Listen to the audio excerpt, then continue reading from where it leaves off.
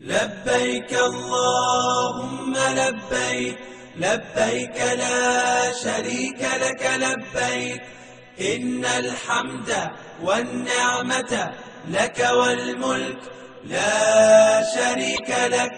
بسم اللہ الرحمن الرحیم۔ دیکھیں عمرہ کرنے کا کیا طریقہ ہے، بہت آسان طریقہ ہے۔ عمرے کے اندر 2 فرض ہیں، 2 واجبات ہیں اور 8 پابندیاں ہیں۔ احرام اور طواف، یہ 2 چیزیں فرض ہیں۔ احرام ویسے شرط ہے لیکن اس کو ہم فرض کہہ سکتے ہیں، اور سعی کرانا، صفا مروہ کے سعی کرنا، اور اس کے بعد حلق کرنا اور عورتوں کا اپنے بالوں کو کٹوانا، یہ 2 چیزیں واجب ہیں۔ اور اس کے علاوہ اکثر چیزیں، آب زمزم پینا، کندھا کھلا رکھنا اور اکڑ کے چلنا، اور بہت سی چیزیں ہیں جو سنن اور مستحبات میں سے ہیں۔ طریقہ یہ ہے کہ سب سے پہلے تو دیکھیں، اگر آپ اپنے وطن سے جا رہے ہیں تو جہاز اڑنے سے پہلے آپ تمام چیزیں، یعنی کہ احرام پہن لیں، مرد حضرات احرام پہن لیں، تیاری کر لیں، جو کچھ قانونی تقاضے ہیں، ضروریات سفر ہیں، وہ سب اپنے ساتھ لے لیں۔ اور جب جہاز اڑان بھر لے، اس کے بعد آپ ایک تو آپ نے چادریں پہلے سے پہنی ہوئی ہوں گی، اب ساتھ آپ نیت کریں عمرے کی، اگر عمرہ کرنے جا رہے ہیں تو عمرے کی، اور تلبیہ پڑھیں۔ تو احرام ان 3 چیزوں کا نام ہے، چادریں پہننا مردوں کے لیے، اور پھر نیت کرنا اور تلبیہ پڑھنا۔ ان 3 چیزوں سے احرام بنتا ہے۔ صرف چادریں پہن لینا یہ احرام نہیں ہے، اور عورتوں کے لیے تو چادریں ہوتی نہیں ہے، وہ تو عام لباس میں ہی وہ عمرہ کرتی ہیں، حج کرتی ہیں۔ تو عورتوں کے لیے نیت کرنا اور تلبیہ پڑھنا، ان 2 چیزوں سے احرام شروع ہو جاتا ہے، جبکہ مرد کے لیے 3 چیزیں ہیں، احرام کی چادریں، نیت اور تلبیہ۔ ان 3 چیزوں سے مردوں کا احرام شروع ہو جاتا ہے۔ تو یہ ہوائی جہاز کی اڑان بھرنے کے بعد نیت کرنے کا اس لیے کہا جاتا ہے کہ اڑان بھرنے سے پہلے خدا نخواستہ کوئی بھی ایسی ایمرجنسی پیش آ سکتی ہے جس کی وجہ سے آپ کی فلائٹ کینسل ہو سکتی ہے، تاخیر ہو سکتی ہے۔ تو جب ہوائی جہاز اڑ جائے اس کے بعد آپ احرام کی نیت کریں، تلبیہ پڑھیں۔ اور بلکہ اگر آپ کا کہیں اسٹے ہے، یعنی کہ آپ یہاں سے گئے اور دبئی میں، امارات میں، کہیں بھی آپ کا جہاز رکے گا، تو پھر بہتر یہ کہ اس دوسری مرتبہ جب اڑان بھرے گا اس وقت نیت کریں، تاکہ اتنا زیادہ آپ کو جو ہے وہ احرام کی پابندیوں سے آپ بچے رہیں۔ تو یہ جو نیت کرنے کا اور احرام باندھنے کا جو آخری وقت ہے وہ میقات سے پہلے ہے۔ میقات سے پہلے کسی بھی صورت میں آپ نے تلبیہ پڑھ لینا، نیت کر لینی ہے۔ ہوائی جہاز میں ویسے بتایا جاتا ہے کہ میقات آ رہا ہے لہذا آپ نیت کر لیں، لیکن کیونکہ کوئی بھروسہ نہیں ہے ان کا کہ ممکن ہے کہ میقات میں داخل ہو جانے کے بعد وہ یہ اعلان کریں، اس لیے ہمیں احتیاط کرنی چاہیے، اور احتیاطاً کہا جاتا ہے کہ بھئی ہوائی جہاز اڑتے ہی آپ نیت کر لیں۔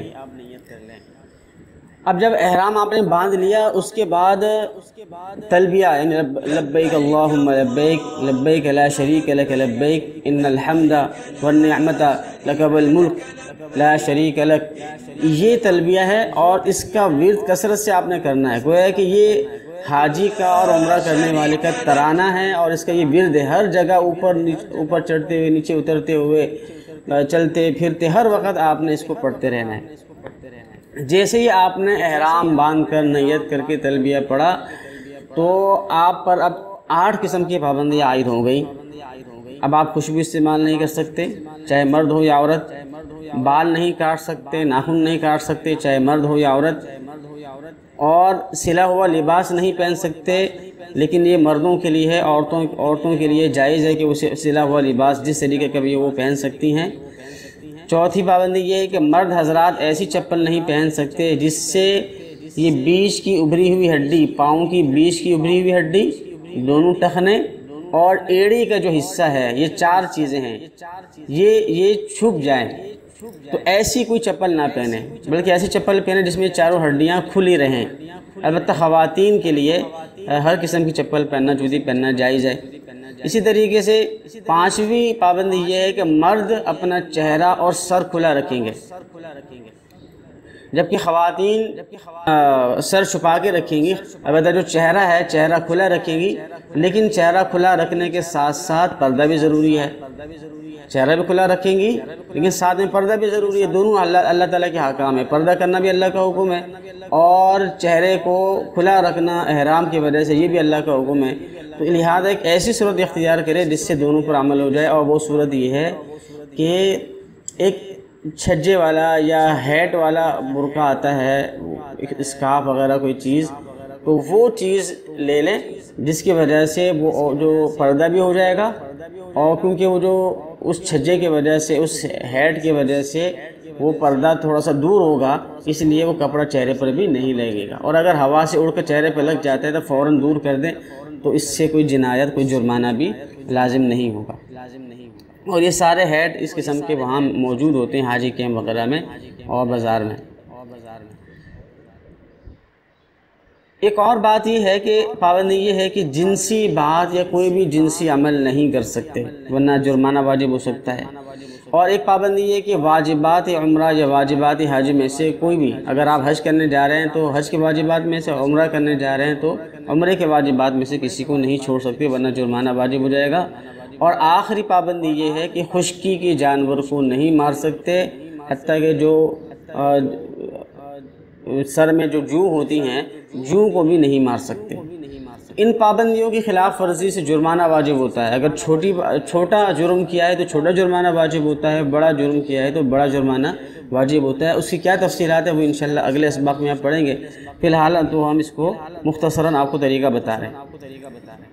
تو یہ دو باتیں ہو گئی، ایک تو آپ نے احرام باندھ لیا، اور دوسری بات یہ ہو گئی کہ احرام باندھنے کے بعد جو پابندیاں آپ پر عائد ہوتی ہیں وہ بتا دی گئی آپ کو۔ تیسری بات یہ ہے کہ یہ جو آپ نے احرام باندھنا ہے میقات سے پہلے باندھنا ہے، اگر میقات سے احرام کے بغیر گزر گئے تو دم واجب ہوگا۔ البتہ میقات سے بغیر احرام کے گزر گئے لیکن یاد دلانے پر یا یاد آنے پر دوبارہ اس میقات پہ آئے اور پھر دوبارہ احرام کی نیت کر کے پھر اندر گئے تو وہ دم اور وہ جرمانہ ساقط ہو جائے گا۔ لیکن اگر وہ واپس آئے ہی نہیں ہیں اور افعال شروع کر دیے ہیں تو اب وہ دم پکا ہو گیا، دم دینا واجب ہو گیا۔ چوتھی بات یہ ہے کہ جب آپ مکہ مکرمہ پہنچ گئے تو آپ اپنے آرام سے سامان رکھیں، اپنی جگہ فلیٹ میں سامان رکھیں، آرام کر لیں، اس سے کہ آپ تھکے ہوئے ہوں گے۔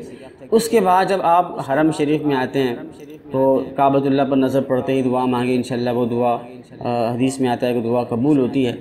یہاں آ کر آپ نے سب سے پہلے طواف کرنا ہے، اور پہلے بتا دیا گیا ہے کہ عمرے میں طواف فرض ہے، اور طواف کا طریقہ یہ ہے کہ حجر اسود کے قریب پہنچتے ہی آپ نے تلبیہ جو آپ پڑھ رہے تھے، جو اپنا ترانہ تھا، آپ کا نعرہ تھا، اس تلبیہ کو پڑھنا بند کر دینا ہے، اور عمرے کے اختتام تک تلبیہ نہیں پڑھنا۔ تلبیہ کا حکم عمرے کے اندر طواف شروع کرنے سے پہلے تک ہے۔ طواف کرنے کا طریقہ یہ ہے کہ اس میں 3 کام شروع میں کرنا ہے، 1 کام درمیان میں اور 3 کام آخر میں۔ شروع میں کیا کام کرنا ہے؟ شروع میں استباء کرنا ہے، استقبال کرنا ہے اور استلام کرنا ہے۔ درمیان میں کیا کرنا ہے؟ رمل کرنا ہے، اکڑ کے چلنا ہے، اور آخر میں 2 رکعات واجب الطواف پڑھنی ہے، ملتزم پہ جانا ہے اور آب زمزم پینا ہے۔ اب اس کی تفصیل سماعت فرمائیں۔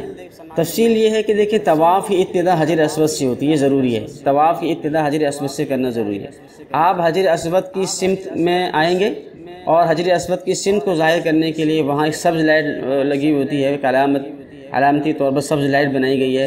اس علامت کو دیکھتے ہوئے، سبز لائٹ کو دیکھتے ہوئے آپ سب سے پہلے استباء کریں۔ استباء کا مطلب یہ ہوتا ہے کہ اپنی داہنی بغل کے نیچے سے دائیں بغل کے نیچے سے چادر کا پلو نکال کر بائیں کندھے پر ڈال دیں، تو اس طریقے سے کیا ہوگا کہ آپ کا دایاں کندھا کھلا رہے گا۔ اس کے بعد استباء کر لینے کے بعد آپ حجر اسود کے قریب یا دور جہاں بھی جگہ ملے، اس لیے کہ قریب میں رش بھی ہو سکتا ہے، تو دور یا قریب جہاں بھی آپ کو جگہ ملے وہاں اس طرح کھڑے ہوں کہ حجر اسود اور آپ کے حجر اسود آپ کے دائیں طرف ہو جائے۔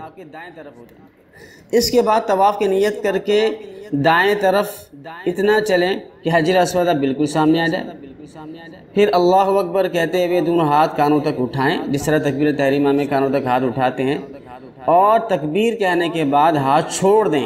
بہت سے لوگ ہاتھ چھوڑتے نہیں ہیں، تو استقبال کا صحیح طریقہ یہی ہے کہ آپ نے تکبیر کہتے ہوئے ہاتھوں کو کانوں تک اٹھانا ہے اور پھر وہ چھوڑ دینا، جس طریقے سے عیدین میں آپ ہاتھوں کو چھوڑ دیتے ہیں، تو اس عمل کو استقبال کہتے ہیں۔ تو یہ 2 عمل ہو گئے، آپ نے استباء کیا، آپ نے استقبال کیا۔ تیسرا عمل آپ نے استلام کو کرنا ہے، اور استلام کا طریقہ یہ ہے کہ حجر اسود کے بالمقابل جہاں کھڑے ہیں، چاہے تو آپ قریب میں کھڑے ہوں تو قریب میں، اور دور کھڑے ہیں تو اس کے بالمقابل سامنے کھڑے ہو کر جہاں دونوں ہاتھوں کی ہتھیلیوں سے ایک بار حجر اسود کی طرف اس طرح اشارہ کریں جیسے آپ حجر اسود کو ہاتھ لگا رہے ہیں۔ اور تصاویر میں جو تصاویر ہم نے آپ کو دی ہیں، بھیجی ہیں، اس کے اندر اس کا طریقہ آپ کو بتایا گیا ہے۔ اشارہ کرتے وقت بسم اللہ اللہ اکبر وللہ الحمد کہیں اور ہتھیلیوں کو چوم لیں۔ اگر رش نہ ہو تو حجر اسود کو بوسہ دیں، لیکن اگر ازدحام ہے، رش ہے، تو اندر گھس کر ایذائے مسلم کا سبب بننا جائز نہیں ہے۔ تو یہ 3 کام آپ نے شروع کے کر لیا، استباء کر لیا، استقبال کر لیا اور استلام کر لیا۔ اس کے بعد طواف شروع ہوگا، اور یاد رہے کہ طواف بغیر وضو کے جائز نہیں ہے، اس لیے وضو ہونا آپ کا ضروری ہے۔ اب آپ نے کیا کرنا ہے کہ آپ کا جو الٹا کندھا ہے، بایاں کندھا ہے، وہ کعبۃ اللہ کی طرف ہو جائے گا، اور اس طریقے سے اس رخ پر آپ نے 7 چکر لگانے ہیں۔ اس کی طرح بھی کہہ سکتے ہیں کہ حجر اسود سے کعبے کے دروازے کی طرف آپ چلنا شروع کریں۔ تو حجر اسود سے کعبے کے دروازے کی طرف چلنا شروع کریں گے تو وہ یہی بات ہو جائے گی کہ آپ کا الٹا کندھا وہ کعبۃ اللہ کے سامنے ہوگا، اور اس طریقے سے آپ نے یہ چکر پورا کرنا ہے، 7 چکر پورے کرنے ہیں، اور ان چکروں کو پورا کرتے ہوئے کعبۃ اللہ کی طرف منہ نہیں کرنا ہے، بس سیدھا سیدھا چلتا رہنا ہے، اور اس دوران ضروری بات کر سکتے ہیں، اور اس کے علاوہ دعائیں وغیرہ پڑھیں اور دعائیں کر اللہ تعالیٰ سے مانگیں، لیکن غیر ضروری باتیں نہ کریں۔ ضروری بات کر سکتے ہیں، مسئلہ پوچھ لیا یا کوئی اور ضروری بات کر لی۔ یہ بات یاد رکھیں کہ ان 7 چکروں میں سے پہلے 3 چکروں میں رمل کرنا ہوگا۔ رمل کا مطلب یہ ہے کہ سینہ نکال کر پہلوانوں کی طرح اکڑ کے چلنا ہوگا، اور باقی 4 چکر عام رفتار سے کریں گے، اور یہ حکم مردوں کے لیے، خواتین رمل نہیں کریں گی۔ اور یہ جو 7 چکر ہیں، 7 چکروں میں آپ نے استباء کیا رکھنا ہے، یعنی کہ وہ جو دائیں کندھا آپ کا کھلا رہے گا، اور ان 7 چکروں میں سے ہر چکر میں حجر اسود کا استلام بھی کرنا ہوگا، یعنی جیسے ایک چکر پورا ہو تو آپ نے حجر اسود کا استلام کرنا ہوگا سامنے۔ ویسے تو چکر کے درمیان آپ نے کعبۃ اللہ کی طرف منہ نہیں کرنا ہے، لیکن جیسے استلام کرنے کے لیے ایک چکر پورا ہوگا، استلام کریں گے تو استلام کرتے ہوئے کعبۃ اللہ کی طرف آپ کا منہ ہوگا۔ اور ایک تو آپ نے حجر اسود کا استلام کرنا ہوتا ہے، اس کے علاوہ رکن یمانی جس کا آپ کو تصویر میں بتایا گیا ہے، رکن یمانی کو آپ ہاتھ لگا سکتے ہیں۔ اگر ہاتھ لگا سکتے ہوں تو ہاتھ لگائیں، ورنہ دور سے اس کی طرف بھی صرف اشارہ کریں، صرف دایاں ہاتھ لگائیں یا دایاں ہاتھ سے اشارہ کریں، صرف بایاں ہاتھ نہ لگائیں۔ دونوں ہاتھ لگا سکتے ہو، دونوں ہاتھ لگائیں، یا دونوں ہاتھوں سے اشارہ کریں، یا صرف دایاں ہاتھ سے اشارہ کریں، لیکن صرف بایاں ہاتھ نہ لگائیں۔ اور جہاں تک رکن یمانی کو بوسہ دینے کی بات ہے، تو غنیہ نامی ایک کتاب ہے، اس کے اندر یہ مسئلہ موجود ہے کہ امام محمد رحمہ اللہ سے منقول ہے، ان کی ایک روایت ہے کہ رکن یمانی کو بھی بوسہ دے سکتے ہیں۔ لیکن یہ بات یاد رکھیں کہ حجر اسود کو یا رکن یمانی کو جب آپ بوسہ دیں گے تو اس میں یہ بات یاد رکھیں کہ اس میں خوشبو لگی ہوئی نہ ہونی چاہیے، اس لیے کہ خوشبو لگی ہوگی تو وہی بات ہے کہ وہ احرام کی پابندی کے خلاف ہو جائے گا۔ اب طواف کے آخر میں جب آپ کے 7 چکر پورے ہو گئے تو طواف کے آخر میں دوبارہ حجر اسود کا استلام کرنا ہوگا۔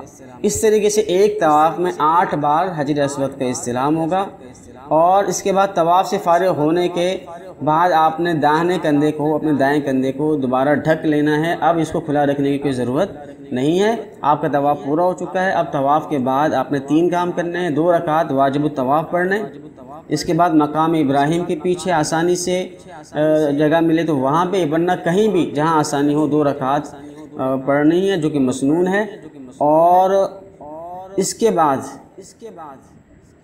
ملتزم کے پاس آنا ہے اور وہاں کے خوب دعائیں کرنی ہیں، کعبے کی چوکھٹ کو پکڑ کے دعائیں کرنی ہے، لیکن یہ سنت عمل ہے، اور اگر جگہ نہیں ملتی ہے تو تھوڑا سا دور سے دعا کریں، اور اس کے بعد آپ نے آب زمزم پینا ہے۔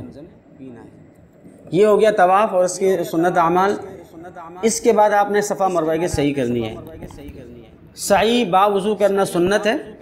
جب سعی کا ارادہ کریں تو سب سے پہلے سعی کی نیت سے حجر اسود کا استلام کریں، بیت اللہ کی طرف منہ کر کے ہاتھ اٹھا کر دعا مانگیں اور اس کے بعد مروہ کی طرف چلیں۔ جب 2 سبز بتیوں تک پہنچیں تو مرد حضرات ان کے درمیان متوسط رفتار سے دوڑیں گی، جبکہ خواتین نہیں دوڑیں گی۔ پھر جب مروہ پر پہنچیں تو مروہ پر چڑھ کے بیت اللہ کی طرف منہ کر کے ہاتھ اٹھا کر دعائیں مانگیں اور اس کے بعد صفا کی طرف چلنا شروع کریں۔ جب 2 سبز بتیوں کے درمیان پہنچے تو اسی طریقے سے دوڑیں۔ تو 7 مرتبہ اسی طرح آپ نے کرنا ہے۔ یہ بات یاد رکھیں کہ سعی آپ نے صفا سے ہی شروع کرنی ہے اور مروہ پر ختم کرنی ہے۔ صفا سے چلتے ہوئے جب آپ مروہ تک جاتے ہیں تو وہ 1 چکر پورا ہو جاتا ہے، اور مروہ سے سب آپ صفا کی طرف آتے ہیں تو یہ 2 چکر ہوتے ہیں۔ تو اس طریقے سے آپ نے 7 چکر کرنے ہیں۔ صفا سے شروع ہوگا اور مروہ پر ختم کرنا ہوگا، اور سعی کے اختتام کے بعد 2 رکعت پڑھنا مستحب ہے۔ جس طریقے سے طواف کے بعد 2 رکعت پڑھنی ہوتی ہیں لیکن وہ واجب ہوتی ہیں، سعی کے بعد بھی 2 رکعت پڑھنی ہوتی ہیں لیکن یہ مستحب ہوتی ہیں۔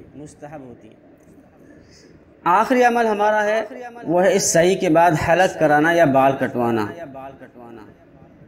مردوں کے لیے حلق کروانا افضل ہے جبکہ بال کٹوانا جائز ہے، جبکہ خواتین کے لیے ضروری ہے کہ وہ حلق نہ کروائیں بلکہ وہ بال کٹوائیں۔ اچھا، بال کٹوانے میں بعض لوگ صرف چند بال کتروا لیتے ہیں تو یہ طریقہ غلط ہے۔ اس طرح کرنے سے دم واجب ہو جائے گا۔ بال کتروانے کا صحیح طریقہ یہ ہے کہ مرد حضرات پورے سر کے بال کتروائیں، یا تو حلق کروائیں جو سب سے افضل ہے، یا اگر بال کتروانے تو پورے سر کے بال کتروائیں۔ چوتھائی سر کے بال کٹوانے سے واجب تو ادا ہو جاتا ہے لیکن مکروہ تحریمی ہے، اس لیے پورا سر یا تو حلق کروائیں یا پورے سر کے بال کٹوائیں۔ عورتیں بال نہیں مڑوا سکتی، عورتوں کے لیے پورے سر کے بالوں کو 1 پورے کے بقدر کاٹنا بہتر ہے، جبکہ چوتھائی سر کے بالوں کا کم از کم 1 پورے کے بقدر کاٹنا واجب ہے۔ اس طرح کرنے سے آپ کا عمرہ مکمل ہو گیا۔ اب عمرہ کرنے کے بعد کیا کرنا ہے؟ اب چاہیں تو اگر آپ مکہ مکرمہ میں رہتے ہیں تو مکہ مکرمہ میں رہیں اور بار بار عمرے کریں، لیکن جب اگر آپ یہاں پر رہتے ہوئے بار بار عمرے کرتے ہیں تو وہاں میقات آپ کی دور والی نہیں ہوگی بلکہ قریب میں مسجد عائشہ موجود ہے اور تھوڑا آگے جا کے جعرانہ موجود ہے، وہاں سے آپ نے احرام باندھنا ہے۔ اور اگر آپ مدینہ چلے جاتے ہیں فوراً تو ٹھیک ہے، مدینہ تشریف لے جائیں، لیکن جب وہاں سے جب واپسی ہوگی تو وہاں واپسی کے وقت ذوالحلیفہ سے احرام باندھ کر آنا ضروری ہوگا۔